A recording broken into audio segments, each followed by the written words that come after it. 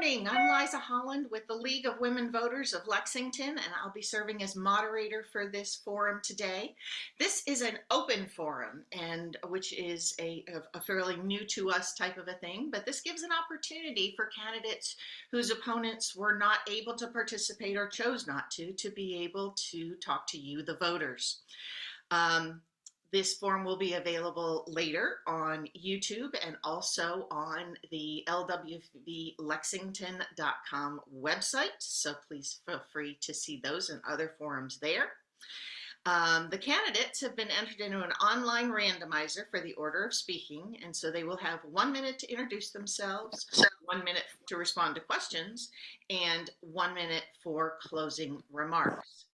We are happy to have with us today Mr. Chuck Eddy for State Senator 22, Ms. Susan Cintra for State Senator 34, Ms. Cherlynn Stevenson for State Representative in the 88th, Gwendolyn Mitchell, State Representative 39, Tommy Adams for State Representative 73, Kenya Williams with the Urban County Council, District 8, and Brystin Denguessi Kwin for County Clerk. And Brystin, I'm going to have to ask you, have I butchered your name? It's Brystin Denguessi Kwin. Brystin Denguessi Kwin. I should have asked that before we started. Thank you so much. Fine. Luckily, I get to just say Miss Kwin from here on out. All right. So at this point, we're going to begin with opening remarks. And Ms. Williams, you will have 60 seconds first to introduce yourself. Well, good morning, everyone. My name is Kenya Williams. It's okay. My name is Kenya Williams. I'm originally from Red Fox, Kentucky. It's down in the mountains of Knott County. I'm a graduate of Georgetown College, and I am running for District 8 City Council.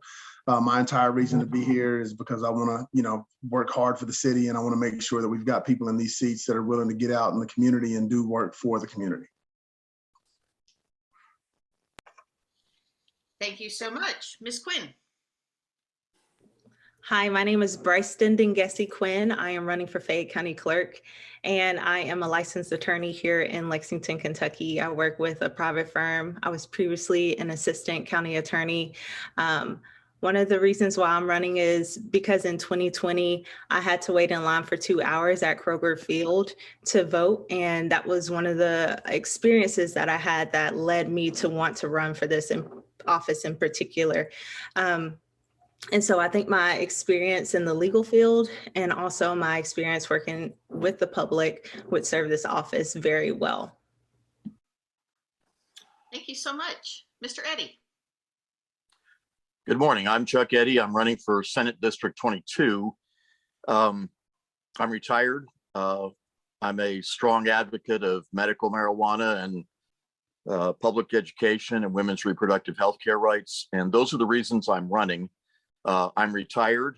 I'm also a public school K-12 graduate, and I feel that public education in particular is one of the pillars of our democracy. I've been involved in several years going to committee meetings at the legislature, and I've been disappointed with the performance of some of the people over there. So that's why I want to get in there and be a good legislator and represent my folks well. Thank you. Thank you so much. Ms. Stevenson. Well, hello, I am State Representative Cherlynn Stevenson, and I have been serving your family in Frankfort for the last 4 years. I came into office in 2019, bringing my experience of working for a Fortune 500 company, working for major hospitals, working for nonprofits, and owning my own small business. And I have led with the promise to put people over politics and to always put people first. I believe that if we invest in our people, their families, and our local communities, there's no way that Kentucky can't win, and that is the path to a prosperous Kentucky for everyone. I look forward to continuing to serve your families, and I hope that after today, you will see that the choice is clear, that the 88th District which serves now Scott County as well as part of Fayette County, is best left in my hands. Thank you so much. Mr. Adams.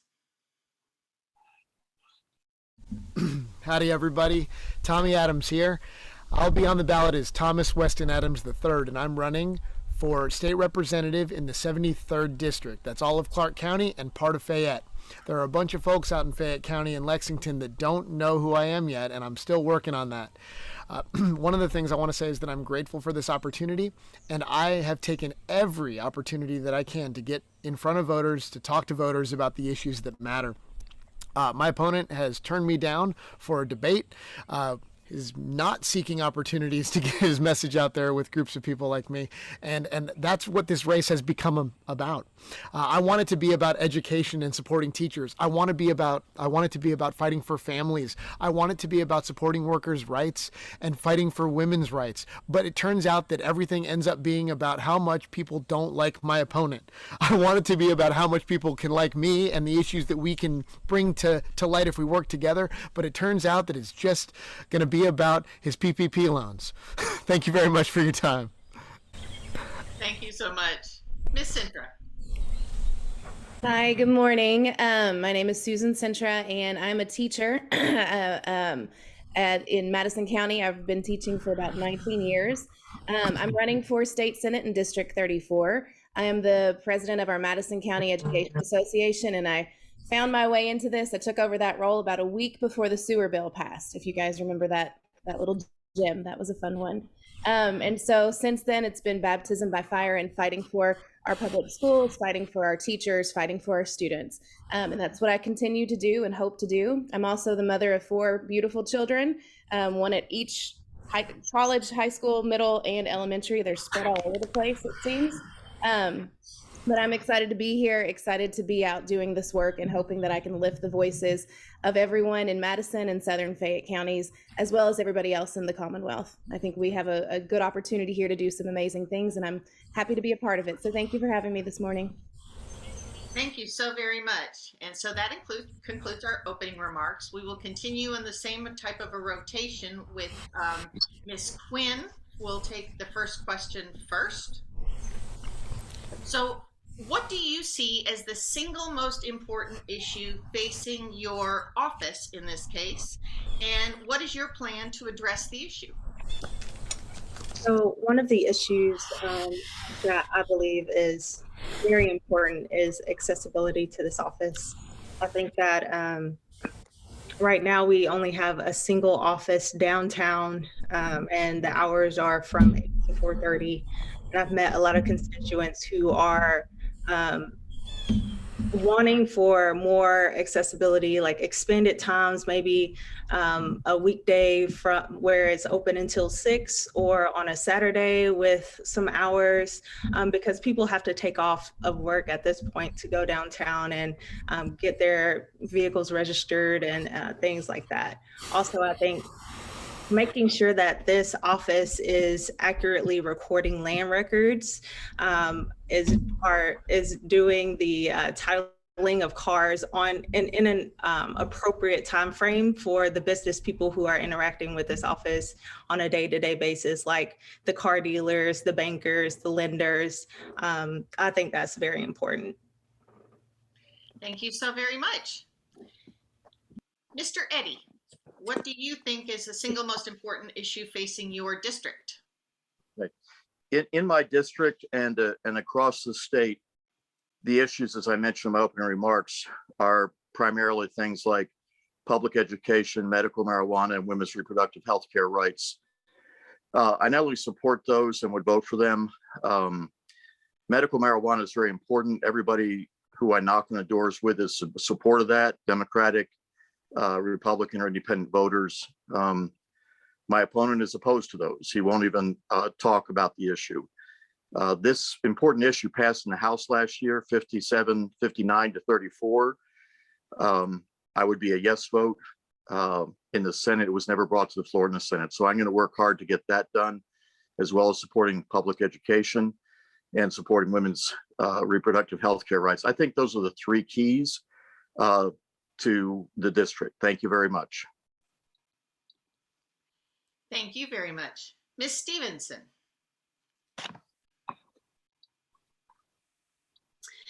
I believe that one of the biggest issues for my office is addressing one of the biggest issues that our families are facing, and that is the cost of healthcare and also public education. With the cost of healthcare, I have been, my time in Frankfurt, I have been working to try to lower that cost for families and individuals. I led the way on surprise medical billing. I have been fighting to take the cost of EpiPens, which we all know are extremely expensive and families have to have multiple ones of, for insurance to completely cover the cost for individuals 18 and under. I've been trying to pass earned paid sick leave, which I think is something that's very important. And during the pandemic, we saw come to the forefront of issues for workers in particular. People should be able to earn paid sick leave. Too many times when people need to take off because they're sick, they can't do so. Sorry, I couldn't see you, Lynn. No, I was trying to find you. no worries. I know it kind of moves around a little. Yeah. All right, Mr. Adams.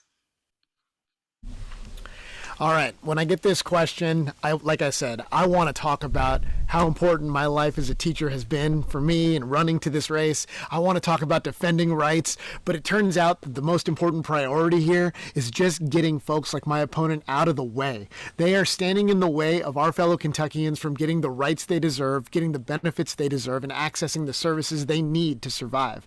And I've had enough. I've been trying to play this game as polite as possible, but every time I turn around, we're being hit with negative this and negative that. We're just trying to include everybody in the conversation. So step one is getting folks who have been excluded from the conversation into the room with us. And that's what we're going to do. As a representative, I will represent my entire community. And I am not ashamed to say that I will be a better representative to my opponent than he has been to me. So step one is that. But I will tell you that we're going to have a voice for justice if you have folks like me in office. So thank you very much. Thank you very much. All right, and Miss Cintra. Hi, I think that everything for me goes back to education because I'm a teacher and I see how valuable all of the issues that happen in our society can be fixed from that one place. If you want to look at how we interact with each other, how we invest in our communities, how we support our job growth, how we support our families, all of that starts in education. And continually for the last several years, we have been hit with attack after attack after attack. So for me, one of the biggest priorities is looking at how are we working to recruit more teachers to a field that is slowly being sliced and diced away. How are we supporting them in their efforts? How are we looking at our education system as a whole? How are we funding our education system? And what are our actual priorities? A budget always reflects our values. And right now, the way that the budgets have been going are not reflecting the true values of Kentuckians. So that's my first priority. Thank you so much. Mr. Williams. Hello. Coming from Fortune 500 and now Fortune 100, what I've learned is whenever there's a problem, companies like that typically invest in those areas. And what I've seen being out in the neighborhoods and in the community since I decided to run for city council was that my opponent doesn't really show up. And I've talked to people downtown, I've talked to people in the community, and a lot don't even know who he is. And for me, that's concerning. I think that we all deserve a council member. We all deserve a leader who's going to step in the community, who's not afraid to walk up to your door and ask you, where do you see that we need change? Where do you see that we need fix? What do we need fixing? And I know that's not always easy for some people to do. And for me, that's what I'm passionate about. I'm passionate about talking to people. I'm passionate about helping people. And that's the main reason that I'm running. And so when I go around and I ask people, have you heard of this individual? And they say, no, that's concerning for me. So I want to be that that council member that my constituents know. I want to be that council member that my constituents believe in. And I want to be that council member that if my constituents come to me with a problem, that I solve it for them. Thank you so much. Mr. Eddy, you will take this question first. It's kind of a fun one from the public. Uh-oh. What should voters know about you that they could not get from your website or social media, and what makes you the best candidate for this position? Oh my gosh. Well, my social media has been public for years. So unfortunately, a lot of it's out there. Everybody knows my cat Beamer, knows that my wife and I love board games. Gosh, what don't they know? Well, I spent a year in Japan in my college career. My major's international relations with a minor in East Asian studies. It was a fantastic experience. I recommend everybody try to go overseas. It taught me more about the problems our country has, and more about the wonderful things our country is. So I would say that's a big thing that people probably don't know about me, and it's served to help me be a little bit more broad-minded, I guess, about the things we need to do. I'm not a fan of silo thinking. So I guess that's a major thing that people probably don't know about me. Other than that, I've got a wicked sense of humor. No matter what it is, if it's funny, I've got to laugh at it, even if it's poked at me and I have to stop. Thank you very much. All right, Miss Stevenson, what's your response to the question?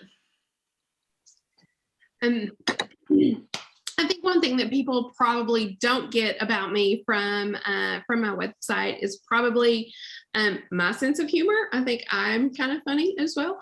I love to travel.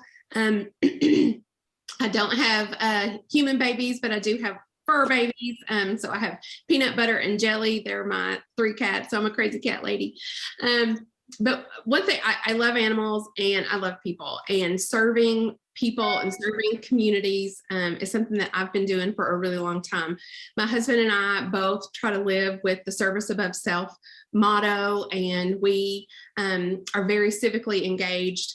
And I set out from the point I went to college.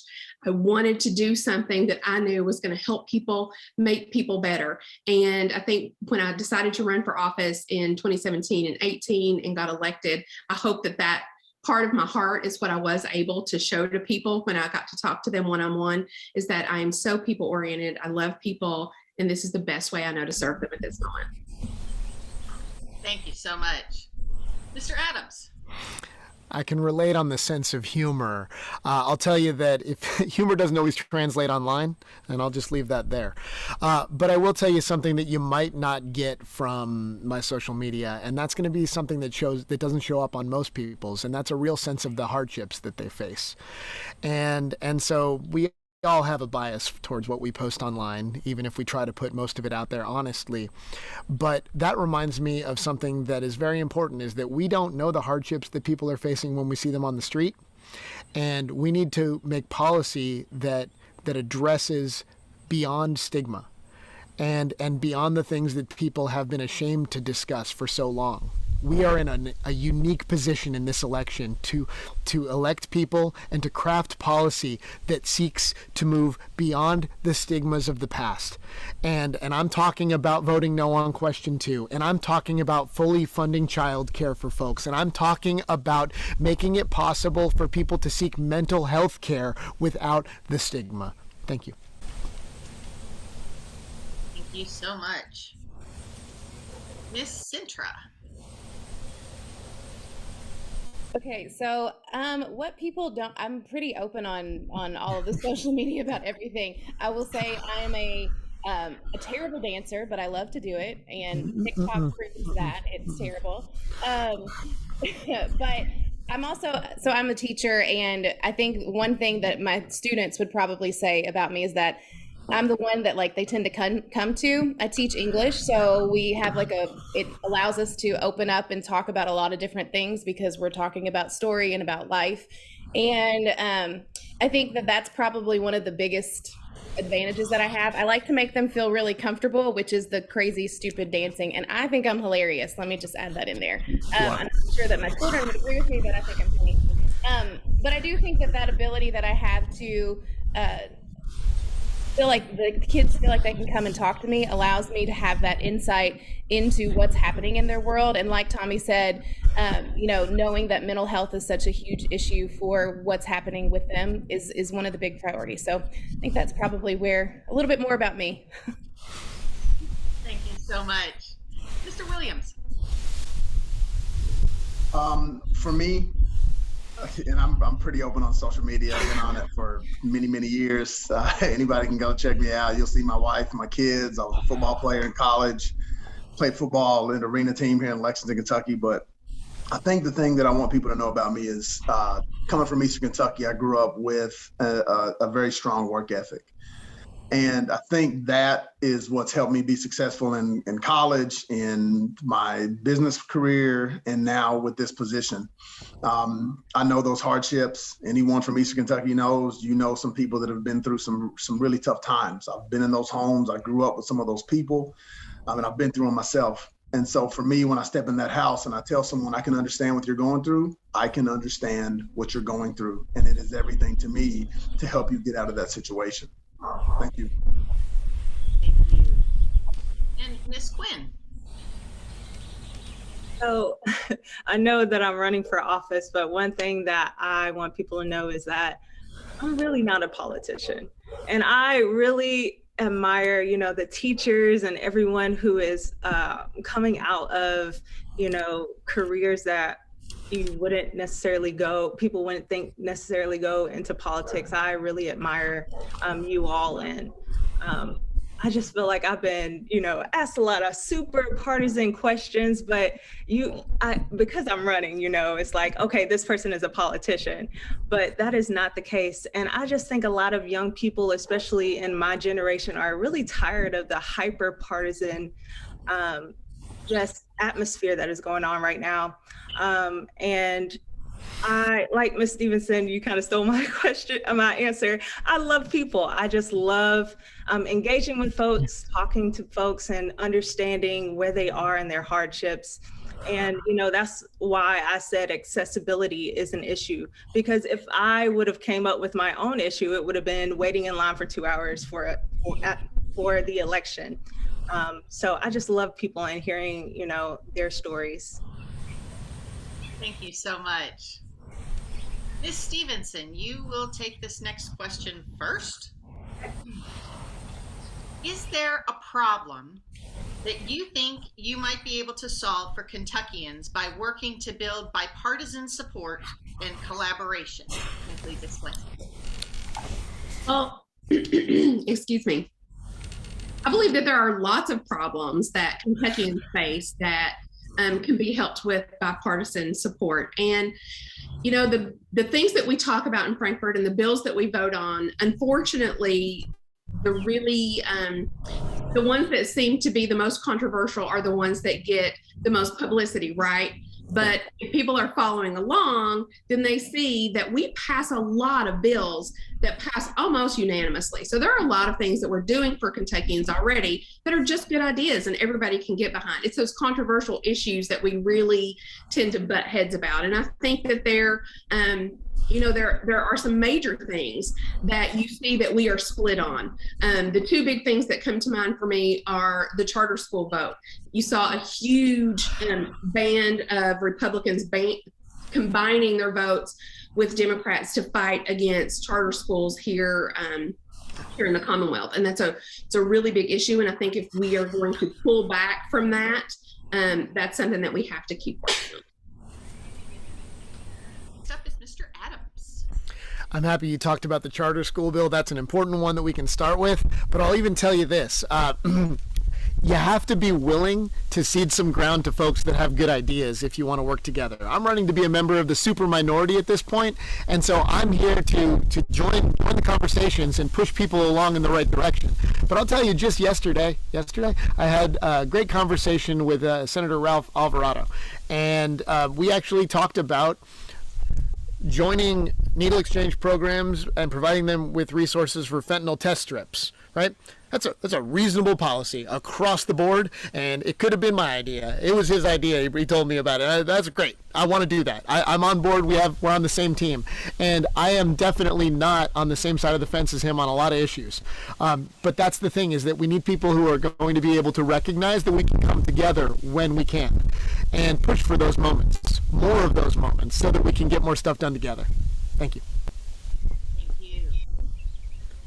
Miss Cintra. Well, I love this question too, because I think we are all I'm so tired of the bipartisan politics about polarizing everything and us against them, and we are so sick of it. And one of the ways that I've run this campaign is about half of my team are Democrats and half of them are Republicans, because that's what it is. You have to, if we don't find a way to work together and hear each other's voices, then literally nothing is going to get done. You know, like what Representative Stevenson said, that there are a lot of bills already passing that are bipartisan and unanimous, and we don't ever elevate those. Instead, we get stuck on these wedge issues that do nothing but drive us apart and feed fuel a fire that is unnecessary and doesn't do anything but hurt people. So for me, looking at how we come together on big issues, and especially regarding obviously education, women's health is a huge issue. I think we've gone to a place where things are really extreme right now. And once we get to beyond extreme, once people start to realize the extremities, then we start to see how we move back together towards the middle. And that's what we need to be doing. Thank you. Thank you so much. Mr. Williams. For me, I think the biggest issue is the amount of violence that we have here in Fayette County. It's increased. If you live in Fayette County, it's a topic of everyone's mind. Everybody I speak to, it's number one. And I think the way you address that is it's a long play. There's not a short solution. It's not more policing. It's not more laws. We have to invest in those troubled communities. And when I say investments, I mean, we have to put community centers, we have to put role models, we have to get these kids people that they can look up to, that show them what a good life looks like. Because you find a lot of people in these communities that don't see it. They don't have those role models. They don't know those people. I'm originally from Brooklyn, New York, so I know this very well. And coming from Brooklyn, you see this a lot. It's now starting to trickle its way down here. And with more gun violence, we need people to say, hey, it's not okay to be in the streets. It's okay to get an education. It's okay to go to school. It's okay to get off the streets, because your life trajectory is much better out of the streets than they are in the streets. And that's what I aim to do. Thank you so much. Ms. Kwin. Could you repeat the question, please? Certainly. Is there a problem that you think you could solve for Kentuckians by working to build bipartisan support and collaboration? And please explain. Yeah, so I think my office in particular, the Fayette County Clerk's office, honestly should not have politics in it. I understand that this office runs the election, but I think, we can have someone who is not, partisan have a fair election when you have, easily get Republicans and Democrats together in this process, and independents as well, to run the election as poll workers and things such as that. My goal is to take politics out of this office and really just focus on following the law that the legislature has already enacted. I don't think we should be arguing about whether, specifically clerks should be arguing about whether we need more than 3 early voting days or we need 7 weeks of early voting. I think we should focus on, okay, we have 3 days that the legislature enacted for us to follow. Okay, how can I best do that for Lexington? How can I best do that for the county that I serve? Thank you so much. Mr. Eddy. Thank you very much. Bipartisanship is extremely important. Killian Timoney is a Republican representative, and he's a big supporter of public education. The man who held the seat that I'm running for, Tom Buford, for 30 years, was very much a supporter of public education. He supported, the public health measures that the governor used to help mitigate COVID-19. And he was very much a moderate Republican.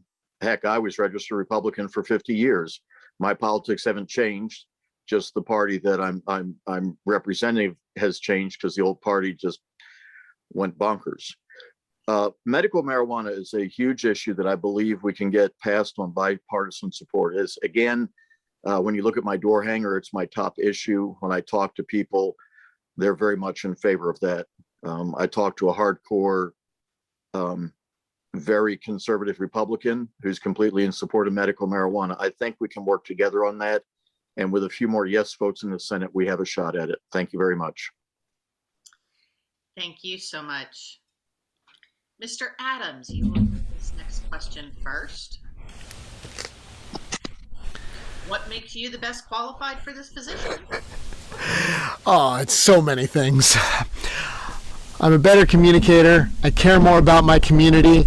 I'm competent. I'm willing to show up. I'll call you back.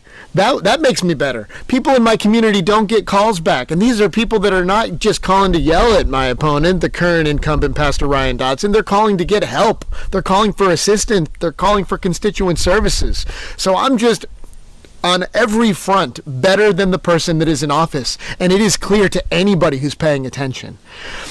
The thing is that I am not coming after someone's positions and beliefs that they hold in their heart. I am coming after the positions and beliefs that they hold others accountable for, that they apply to individuals that aren't themselves. And that's happening. So I'm better because, well, you know what? I'm going to brag about myself because I'm really proud right now. Today is my 4th anniversary of running every single day. I have the energy, and I'm just going to be doing this every single day for every Kentuckian. Thank you. Thank you so much. Ms. Cintra. Hi there. Okay, there's I mean, I don't know that I don't like this whole better opposite thing because we're just very different people. But for me, what my experience allows me to do is to have an access to our whole entire community. So every kids who walk through my doors as a teacher, and I've been doing it for 19 years, have come from every walk of life, every political ideology, every income status, every experience that our community has. They've walked through my doors, and like I said, I connect with those kids, and I know them, and I know their stories, and I know their families. So I think that simply having the vantage point of being able to understand what's really happening and have that from a broad perspective allows me to lift the voices of everybody else in our community and be that voice for them. That's what I think makes me stand out against my opponent, simply because I have that ability to, and I have the drive to. I want to. These kids matter to me, our community matters to me, and that's the biggest thing for me. Thank you. Thank you so much. Mr. Williams. So I'm going to be honest, my 11-year-old keeps coming in here and asking me questions, so I did not hear that question. Can I get that one more time, please? No problem. What makes you the best qualified for this position? I care. First and foremost, I absolutely care. It's past the passion for people. I reached out to my council member about 1.5 years ago, no response, and that hurt me. And the reason it hurt me is because I can't imagine how many other people have done the same. And I didn't even really have a problem. I just wanted to find out what was important to him. And for me, I think we deserve better than that. Especially, these are the people that we have elected to lead us. And we need people with those leadership skills that come in, that care about the people that they're here to lead. And if they don't, then in my opinion, they need to go. And I'm going to be the change that I want to see. You hear people talk about it. You're like, I want to see this happen. I want to see this happen, but there's no action. I'm an action guy. I consider myself a change agent. And so because of that, that was one of the main reasons I decided to run for council. Thank you so much. Ms. Kwin. I think my willingness to really listen and engage and be innovative in this office distinguishes me because we are currently in the process of trying to conform to the Modernization Act, which is to modernize all of our county clerk's offices in the state. And when you have someone who is unwilling to change, it can stunt the growth of the office of wherever you are, whether that be a business or, a government office. And so I think having a fresh face, a fresh mind to come in and look at what is going on and how we can improve and be willing to conform to the Modernization Act, where we have vendors come in and bring in new technology. I think that distinguishes me. And also the fact that I have a legal degree. This whole office is based on statute. And so me understanding and reviewing statute before, I think that's beneficial. Thank you. Mr. Eddy. I guess the best reason that I can, that I'm the candidate, the best candidate, is that I'm deeply committed to things like public education, supporting good healthcare, supporting women's healthcare rights, and supporting access to medical marijuana. I have a lot of military in my family, and consequently a lot of veterans. We lose 20 to 22 veterans a day. They need access to alternatives to opioids.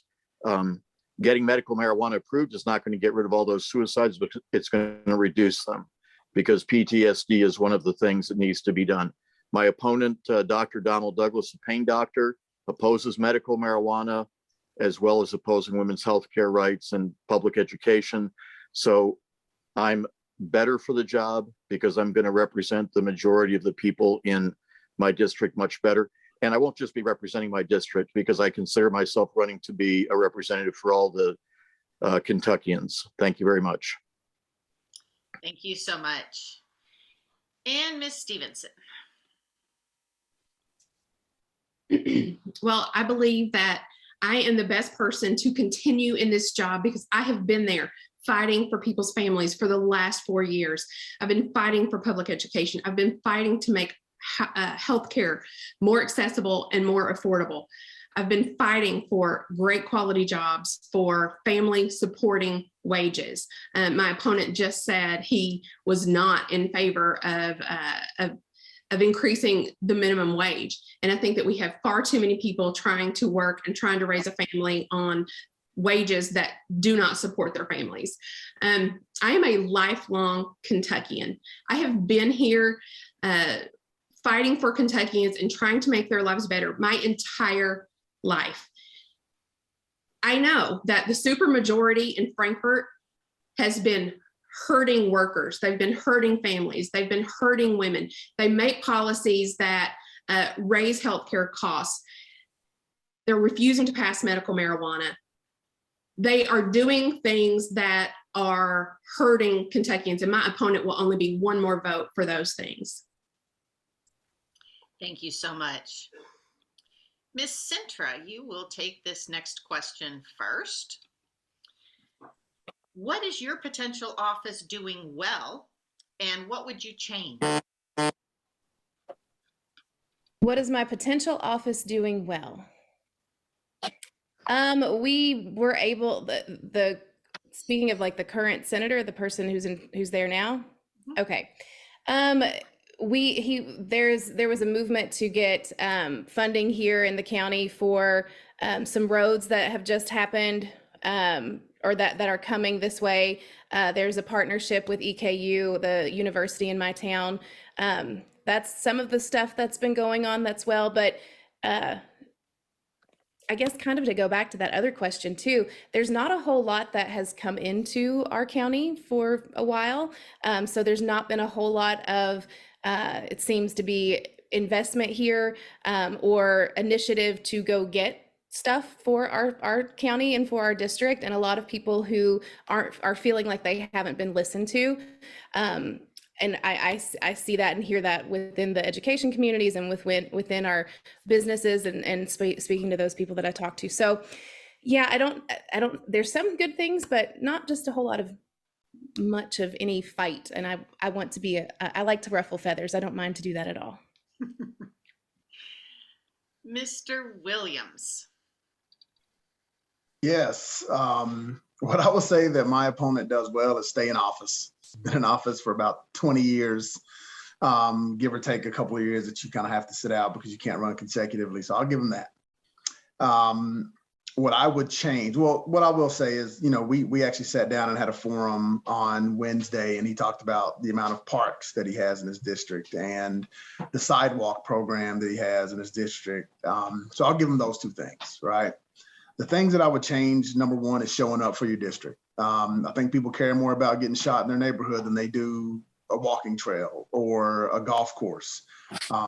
So with that being said, I think someone that can go out there and have conversations with community leaders, that can have conversations with people in the community about what they feel like they would like to see changed, I think I would do a much better job of that.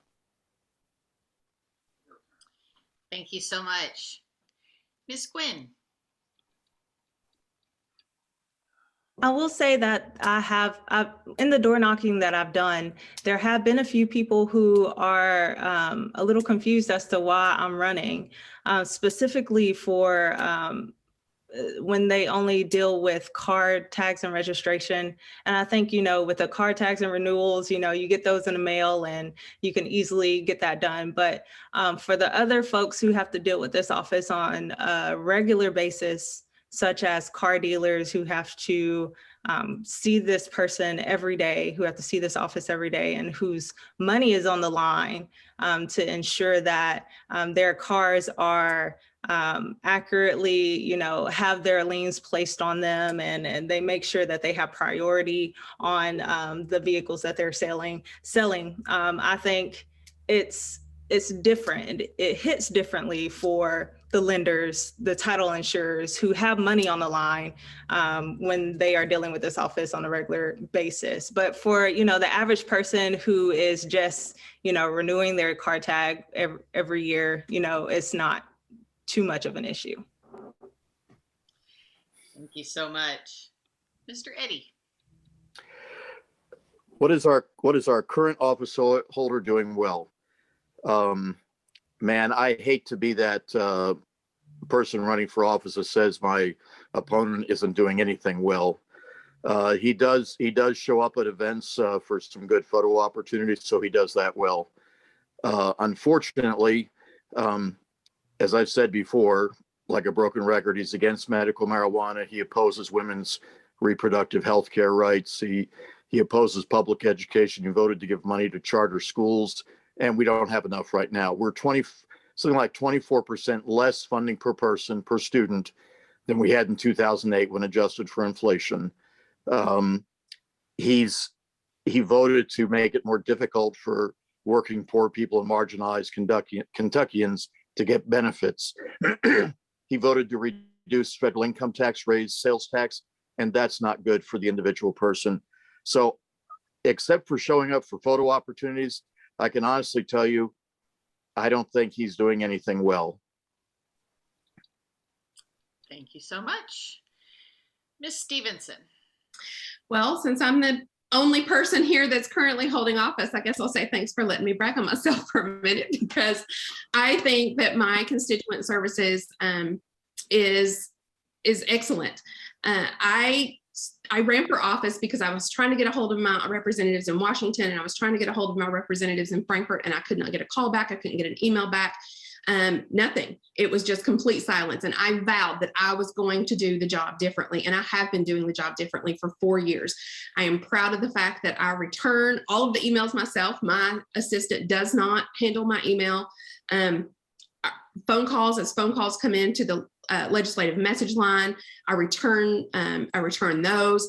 Those people get communication from me. It may not be a phone call, but they at least get a postcard with a handwritten note from me saying exactly how I feel about that issue and thank them for contacting me.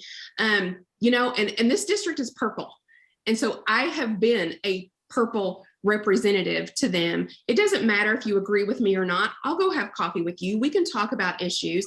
And during the pandemic, I'm proud to say that I helped not only my constituents, but other people's constituents when they needed help with unemployment, when the supermajority refused to help them. Thank you so much. Mr. Adams, you'll take. I'm so glad I get to go after you, because I have an interesting position here, because your former constituents are maybe going to be my constituents. And I'll tell you that when I'm knocking on their doors, I'm hoping to take over some precincts that used to belong to Representative Stevenson. And when I knock on the doors, those people are upset because they liked you and they were very happy with the services that you were providing. And I'll even tell you that my friend who you bumped into, he thanks you for the dog treat Yes. too as well. Okay. And I want to say that I want to develop a reputation like that, because let me tell you the things that my opponent is doing well right now. He's doing great at targeting transgender individuals. He's doing a real bang up job at taking rights away from women. He's doing also a decent job at voting every once in a while for a thing that he can hang his hat on. One thing that he did is he voted to protect pets in domestic violence situations. Okay, now what else has he done for women? That's the thing. I want to ask the next question. I guarantee that I'll have a lot more to say, and that whoever's running against me next time will have more good things to say about me than I have to say about him. Thank you so much. Mr. Williams, you will take this next question first. Get you on here. Meaningful public participation is vital to a responsive local government. What are some innovative approaches that you would advocate for to make government processes more accessible, equitable, and transparent? Well, I think city council as a whole is pretty transparent. I mean, anyone can show up to the meetings. When during the pandemic, they would have them on Zoom. So I think as far as the process goes, that is, pretty open, and it's an open forum. As far as innovative technologies, I think that we need to do a better job of getting young people involved. And what I mean by that is, most young people all are on social media. So your Facebook, your Instagram, your Twitter, Snapchat, all of those things. I think we need to do a better job and do a better job of innovating at the college level, because if we get them then, once they're out of school or out of high school into college now, and we have those forums and we hold these maybe start holding some of these meetings on campus, we can do a better job of getting young people involved and informed of what's going on in the community. Thank you. Ms. Kwin.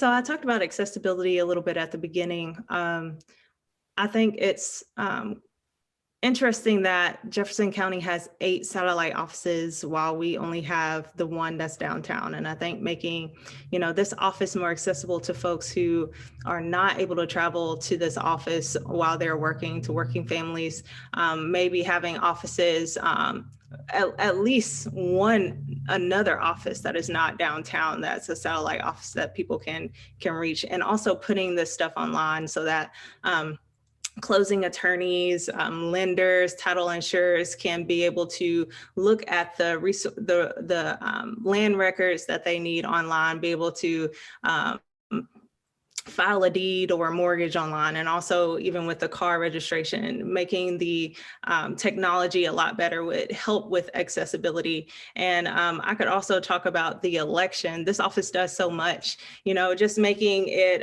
more transparent and educating folks about how these machines work, because we have safe elections. I just think people need to be educated and informed on them. Thank you so much. Mr. Eddy. Yes, making processes or processes more transparent. I go to a lot of committee meetings in Frankfort and testify at them. We had a bill last year that was basically to censor teaching in the classroom. One of my objections in the committee, and one of the things that I'm going to work to change, is there should be no bill voted on in committee that hasn't been posted so the public can see it for at least a week. We have many times gone to the committee meeting and hear, okay, there's a committee sub, do we approve it? Yes. And I have no idea what's in the committee sub at all. And that needs to change, because one of the things we were talking about was this bill to censor teachers in the classroom. And people in the committee said, well, we solved a lot of these problems that people objected to. I have no idea. But that's very important. We need to make sure they're accessible to the public at least a week before they get voted on. That may mean additional committee meetings. I'm sorry. I'll be there serving on the committee, voting on the bill, but there should never be a bill voted on in committee that we have not been able to see first. Thank you. Thank you. Ms. Stevenson. Well, Mr. Eddy, I will go one step further than that. There should never be a bill in committee that I haven't seen and I have to vote on. Because Amen. that happens far too often. Sunlight is the best disinfectant, and the supermajority in Frankfort that my opponent desperately wants to be a part of has been slowly changing the rules over the last 4 to 5 years. The posting rules have changed. The reading rules have changed. There can be a bill that is introduced and passed in the span of one day. One day. That is not fair to the people that are voting on that bill. That is absolutely not fair to our constituents who send us there to be their voice. There are so many things done in Frankfort in the dark, and they keep voting to, open records requests now. The LRC has say over what records can be released now. They keep trying to make it so that they are doing more and more things in the dark, and the public is shut out, and that has to stop. Thank you so much. Mr. Adams. I'm going to try to address this in 3 ways. One, I was blown away by watching in person the legislature pass 100 bills. And I had no idea what happened. I watched it happen and I didn't know what happened. That's appalling. And I want to just double down on everything that we've already heard. I don't have time to say it again. The second thing is constituent services, actually talking to your people so that we know what you're doing and where you stand. That's very important. The third thing I want to go back to are these PPP loans, because I can't walk down the street without people telling me about the PPP loans that my opponent has taken out. And I just would love for him to sort that out publicly in a transparent manner, because I don't want to be the guy answering questions about his loans for his businesses that have all closed. So I want to be a better representative for everybody and bring people into the process. As a teacher, I am inclined to do that. I want everybody to know what's going on. It's not boring, and it shouldn't be something that excludes people from the process. Thank you so much. Ms. Cintra. Sorry, can you repeat the question one more time? I was not hearing all of it. I want to make sure I get it all. Certainly. Meaningful public participation is vital to a responsive government. What are some innovative approaches that you would advocate for to make government more accessible, equitable, and transparent? Okay. Well, I love what everybody else was saying. Obviously, is a huge part there. I will say that for me, especially on, again, I'm a teacher, so this is speaking from my experience, working on programs to get our kids there to see what's happening. I've taken students to Frankfort for the last, beyond several years before, like minus the COVID part. But once they go there and they start to see what's happening, and when we watch the session during class, I always have it on in the background, and we're watching and listening, and they start to pay attention and they start to hear things, they get really invested and they get really frustrated. And what Cherlynn was talking about with all of the rule changes, the kids start like, that doesn't make sense. How did they do that? How did that just happen? And why did this happen? So once they start paying attention, so working on programs to get our youth invested there, and then all of it is constructed so that we are so busy that we don't pay attention. All of that is intentional. That's how our society has sort of been built up. If anything, to push back against that, and that again means bringing people to it and showing them what actually is happening, how those decisions are impacting them. That's where I am. Thanks. Thank you so much. Ms. Kwin, you will take this next question first. An important part of your duty will be helping to pass or implement an appropriate budget and manage support staff. What experience do you have that would qualify you to manage people and to set or implement a budget for a large organization? So I think it's very important to know that you have to have a team. I have worked with a team of people as an assistant executive director when I was in Birmingham working with inner city youth. It was a nonprofit organization called Empower to Conquer, and I worked with around volunteers and folks who probably around 15 to 20 people at that time. And I've also worked in as a graduate assistant resident director in 3 residence halls where we ran 3 residence halls at a time. And we had to work with the budget for programs, for RAs, things such as that. And I think that experience will help me, but I also think, it's important to understand that it takes a team. And I have heard that there is a really good team of people in the county clerk's office. So I'm just grateful, that I will have help when I go. Thank you so much. Pardon the dogs. Mr. Eddy. Yes, ma'am.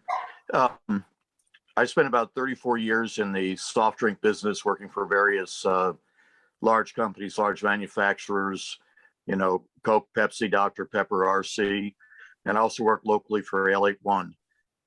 In the process of my career, I started out as a route salesman. I ended up managing hundreds of people and budgets of tens of millions of dollars. So I have experience in those areas, examining where to invest money or where not to invest money to the best use of it. So that's the experience that I would bring to Frankfort. I also know that the budget priorities, what you prioritize means how you care about the people of Kentucky. So I'll be working on prioritizing that towards, healthcare, women's reproductive rights, medical marijuana, public education, access of people in the rural areas to benefits. So these are all that's basically where my experience serves me. Thank you very much.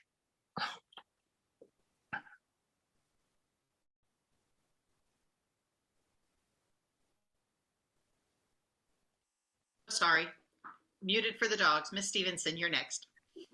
Oh, well, like I said, I have worked for Fortune 500 companies, large hospitals, nonprofits. I've even worked for the Breeders' Cup for 3 years. That is a world championship. That is the Super Bowl of horse racing. So I have a lot of budget experience, and especially when I owned my own small business, I was responsible for every single dime. But my last 4 years in the legislature, we have actually crafted 3 budgets because the pandemic. Actually, we only crafted a 1-year budget, so had to come back the next year to craft a single budget, and then this past year did a 2-year budget. And it's really unfortunate the way that happens. I want to take this opportunity to say that, again, the supermajority is trying to control everything in Frankfort, and the public hearings that they have that include our leadership are a publicity stunt. They show up, they have somebody read over the budget, and it looks like they're there, but have no real input. And people in this constituents in Lexington, in Louisville, in places where we have voters that send people there to have their voices carried there, should be angry that their voices are not being heard. Thank you so much. Mr. Adams. Boy, my opponent sure could have benefited from this question. Everything he's ever written a budget for has closed or failed. And so we elected him to office after that. And so I don't know if this question matters to most voters. I wish it did. I hope it does. And so one of the things that I want to commit to is that as a teacher, I'm not afraid to say that I don't know something. And if I don't know, I'm going to learn, and I'm going to get people together in the room who do know, and we can learn together and build it. But I definitely am going to make sure that we're doing this in a responsible manner. And I've worked with teams and managed teams in various capacities that I know how to put people that are good at different things together to solve problems. And this goes back to your question of working across the aisle. I really think that the budgeting process can benefit from our answers on the previous question, which is transparency. And so if we put it out in the open and we bring people together, all of these things that we've been talking about today are connected. And my opponent's just not good at it. And so we shouldn't let him do it anymore. Thanks. Thank you so much. Ms. Cintra.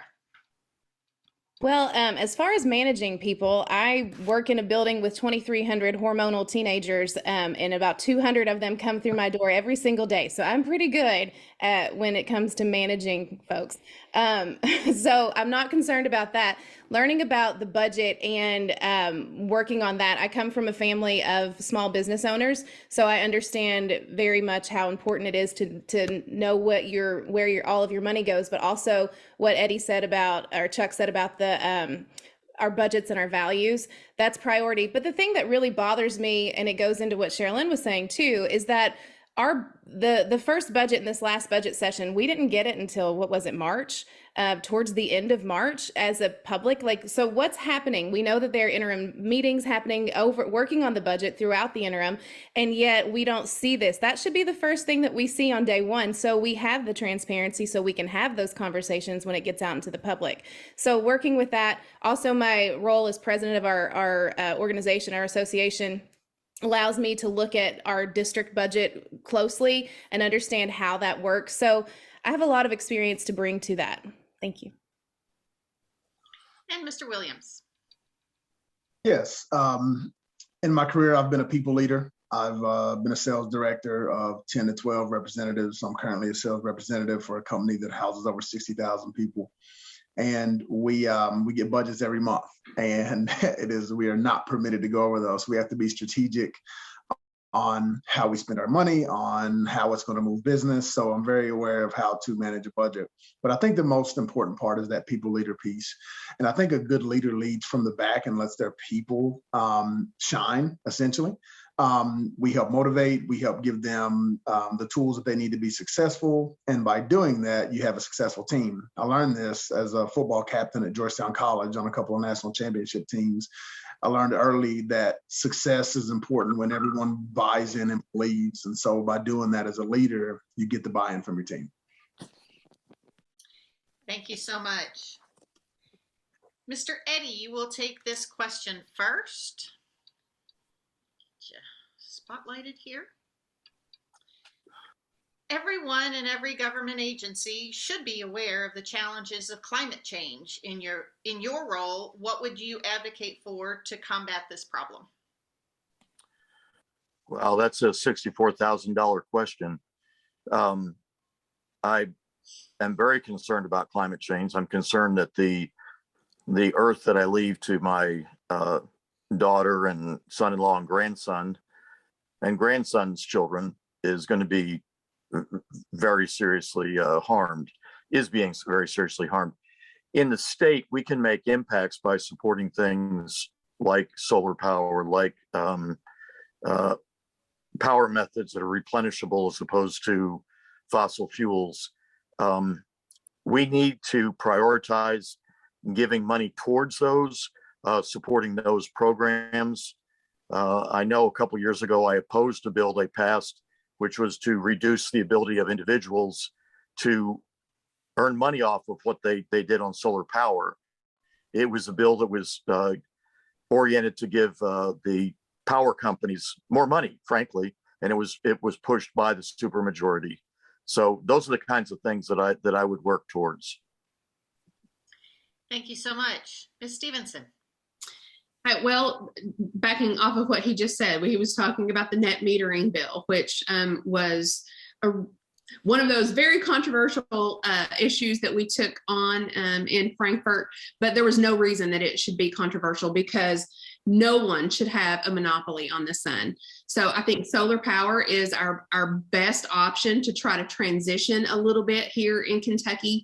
I know that there have been studies done on wind, and shockingly, the mountaintops in Eastern Kentucky are not really conducive for wind turbines. So I think solar is what we need to do. But coming from Eastern Kentucky myself and being in a place that is surrounded by mountains that have had mountaintop removal and are now closed and abandoned coal fields, they are prime and ripe for solar panels, and we need to be able to figure out how to harness that into a battery form and then turn that around. I know that I come from coal country. My father was a coal miner, and it put food in my belly, and we just need some really smart transitions because those people also need jobs. Thank you so much. Mr. Adams. Double down. Hi there. Okay. So I'm a member of Wolf County Search and Rescue, and we save folks out in the Red River Gorge, but I'm not interested in just saving the people out there. I'm also interested in protecting that place and places like it. Some of the work that we did with that organization had us in the flooded areas of Eastern Kentucky. And I have to tell you that we are long past being able to ignore these issues. We are long past pushing it down the road for another generation to solve, and we need to act now. I was at a meet and greet down on the river the other night and met a person who had wonderful things to say about you, Susan. And I have to tell you that I did not know him before that night, and he took me to his home to show me his flood damage and walk me through the process that he's had to go through because our environment hasn't been taken care of, because our people that are being directly affected by climate change aren't being protected. And so I am going to be speaking for these issues, and not just from a sustainability standpoint, but from protecting our fellow Kentuckians from the ravages of climate change. Thank you so much. Ms. Cintra. Yeah, I have to agree with what everyone is saying. I think for me, looking at how do we transition Eastern Kentucky and make those transitions from coals to something that is sustainable and something that is going to last forever. And I think that we have to look at that through solar. There comes a lot of issues as far as you know, Cherlynn said, it's a culture. Like mining is a culture. And so how do we build those transitions so that we are protecting the people who are in Eastern Kentucky, because right now they haven't been protected economically. Obviously devastating. The flood has, you know, double down devastated everybody. But how do we work towards that? And I will also say that climate change is a huge issue with our young kids, especially those kids who are getting ready to vote. So for our legislators who are already in office and who think that this doesn't even exist or isn't a problem, I think there's a rude awakening coming out of the voting gate for that. So keep our eyes on that so we can hopefully make a better change. Thank you so much. Mr. Williams. Yes, well, unfortunately, I only get to speak about Lexington in this call, but I think, you know, one thing that we can do here, I know that a lot of our public transport buses are now gasless. I think that's great, but I also think we can do more. One thing that I think should be looked into is a possible rail system in Lexington, Kentucky. I think that would help minimize the traffic. If you've been in Lexington or you live in Lexington, you know that traffic is a major issue. It's something that people talk about all the time. I think that rail system would help take some of these cars off the roads, and I think it would also help with the public transport system here in the city. As far as other options, I think we need to incentivize more people to recycle. I'm actually kind of blown away when I go to people's houses and they don't. You know, to each their own. I recycle. I think it's important, and I think it's important for my children and their children's children. Thank you so much. And Ms. Kwin. So fortunately, as county clerk, I don't think I would have to tackle this very complex issue. I think, you know, I'll leave it to the legislature to tackle that. But just thinking about the role that the county clerk does with cars, you know, the cars are coming in and out of that office every day. And I think, you know, thinking back of what I was saying with satellite offices and making sure that there are satellite offices closer to constituents in the North End, the South End. I think that would be something to reduce, you know, the carbon emissions that come from, you know, having to travel all the way downtown, and that isn't necessarily necessary. I think also, like was mentioned, recycling, making sure that I can do everything that I can within that office to make sure that we are recycling, and whether that be paper, ink cartridges and stuff like that. Thank you so very much. And that brings us to the conclusion of our questions for today. So we will move on to closing remarks. We did random.org selection again. And Mr. Eddy, you are first up for closing remarks. First on the hit parade. Thank you very much. I'm retired. I'm dedicated to the community. Big supporter of medical marijuana, public education, women's reproductive health care rights. I show up in Frankfurt. I haven't been elected, but I've shown up at committee meetings. I'm very concerned about changing the processes in Frankfurt. I will be, as the others have mentioned, part of a super minority. So my ability to get things done is going to be the result of being able to talk to people on the other side of the aisle and getting them to consider the issues.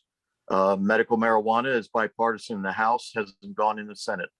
I'll be a vote for it. My opponent has been a vote against it. I would appreciate your vote. You can go to chuckeddy22.com to learn more about me. I'm just an average guy, wife, daughter, son-in-law, 10-year-old grandson. I want to represent them. I want to represent you all. Thank you very much for the opportunity. Thank you so much. Mr. Williams. Yes, I am a guy who cares. I'm here because I want to keep us safe. I want to be a part of keeping us safe. I want to be a part of making it a little bit more affordable to live in Lexington. And I want to bring some equity to education. If you go to my website, it's williams48.com and FOR8.com. You can check me out. I ask that, excuse me, you give me an opportunity to show up for you. And I think that's what we need. That's what we haven't had in this district. And that's what people want to see. And that's what I aim to do. Thank you. Thank you so much. Mr. Adams. Thank you very much for including me today. I wish my opponent would take folks up on these opportunities. I'm a teacher. I'm a member of a world-class search and rescue team. I'm an active volunteer in my community, and I'm going to show up every day for the people of Kentucky, whether you agree with me or not. That's just how it is. And I'll tell you, on that recycling issue that we were just talking about, recycling's broken in my county. We don't even have recycling pickup, and we have to make it better.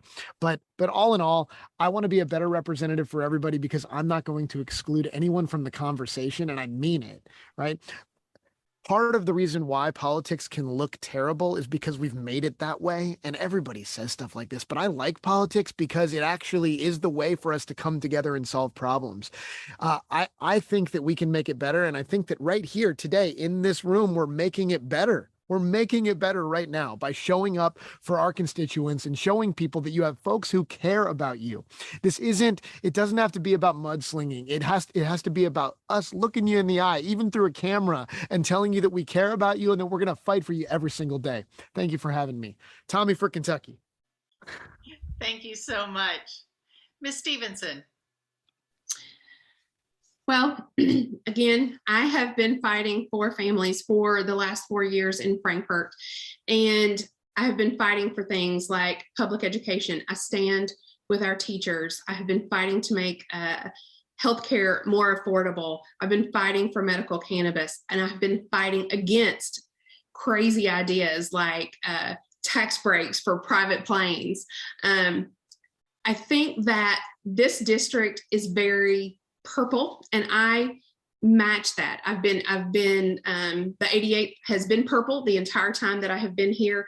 My treasurer is a Republican, and I am dedicated to representing each and every person, no matter of their stances. And I look forward to continuing that service to them. I am a lifelong Kentuckian, born and raised in Eastern Kentucky, and now I am proud to call Central Kentucky my home. And I will ask the voters out there to humbly cast your vote for me, State Representative Cherlynn Stevenson, on or before November 8th. Thank you so very much. Ms. Cintra. Thank you. So thank you all for having me today. And this is just always has been such a great opportunity. As a teacher, as someone who consistently fights for our children, for the families of our children, I've been very active in our community with that and fighting for our profession. I want to lift the voices of all of the people in our community. I get to do that in my classrooms, but it's time to step beyond that and do it for the people of the state. As a mother of 3 beautiful girls, I'm terrified of the direction that we are potentially heading in, and I want to stand up for their health and for the opportunities that they have moving forward. But I also think it's important that we listen to everybody's voice. And if we want to affect change, especially regarding women's health, then let's focus on women's health and looking at how do we increase sex ed in schools? How do we talk to our youth about this? How do we build healthcare systems that are accessible and affordable for everybody?